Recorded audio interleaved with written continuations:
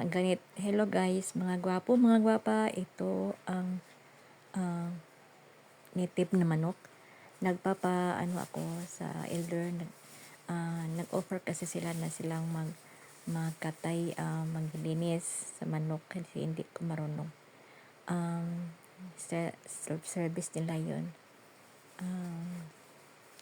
Dahil alam nila na nahihirapan ako, so andito naman sila. So nagkataon na dito sila sa bahay, so tumulong naman sila. Hindi ako sa marunong kate sa manok na kunin yung mga sa loob, yung lamang loob,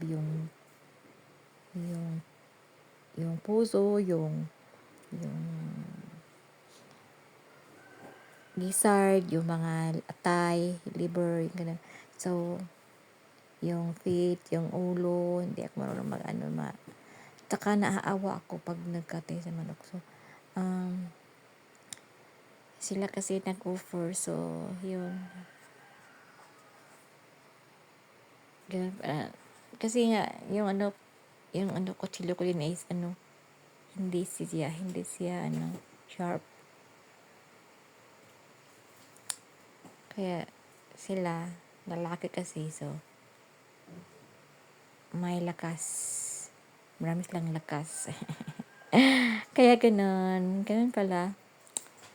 Tapos katira manok, mag-init ka ng tubig, para sa balahibo nila, para matanggal, ganun.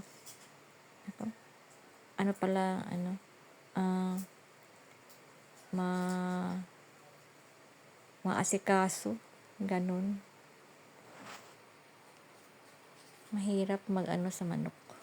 Mag-ihaw. Tagal ihaw. Ganun.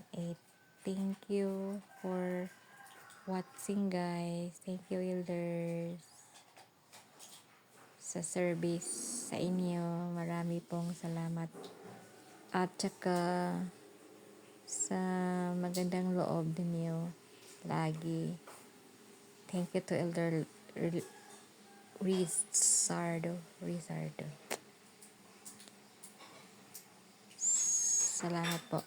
Sana po kayo ay mag-subscribe sa aking channel.